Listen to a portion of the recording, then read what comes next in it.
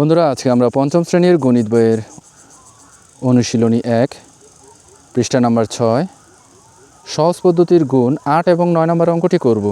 প্রথমে 8 নম্বর অঙ্কটি আমি খাতায় তুলে নিচ্ছি।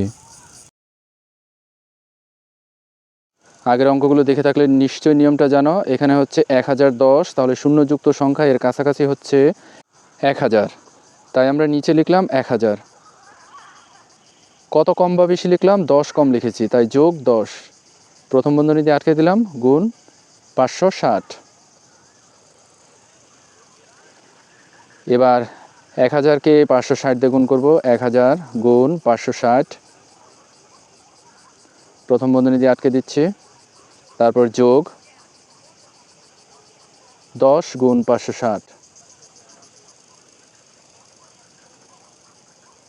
এটাও প্রথম বন্ধনী দিয়ে আটকে দিচ্ছি।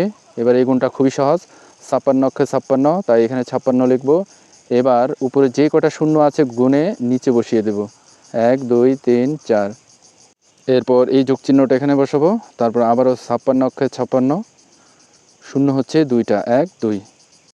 এই যোগটা খুবই সহজ, 5,60,000-এর সাথে 5,600 যোগ করব। তাহলে 5,60,000-এর সাথে 5,600 যোগ করছি। যোগ করাতে হলো 5,65,600। উত্তর 5,65,600। এবার 9 নম্বর অঙ্কটি খাতায় তুলে নিচ্ছি। নিয়মটা নিশ্চয়ই জানো। এখানে 1100 আছে, তাহলে শূন্যযুক্ত কাছাকাছি সংখ্যা হবে 1000। এবার উপরের থেকে এটা কত কম বা বেশি লিখলাম? 100 কম লিখেছি, তাই যোগ করে দেব, যোগ 100।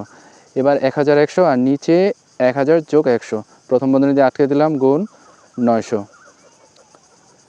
এবার 1000 গুণ 900, এটাও প্রথম বন্ধনী দিয়ে আটকে দিচ্ছি, যোগ 100 গুণ 900, এটাও প্রথম বন্ধনী দিয়ে আটকে দিচ্ছি। এবার এটা গুণ করলে হবে 9 অক্ষে 9, শূন্য আছে কয়টা? 1 2 3 4 5, 5টা শূন্য, তাই এখানে 5টা শূন্য দিলাম, যোগ 9 অক্ষে 9, 1 2 3 4, 4টা শূন্য, তাই এখানে 4টা শূন্য বসিয়ে দিলাম, সমান সমান।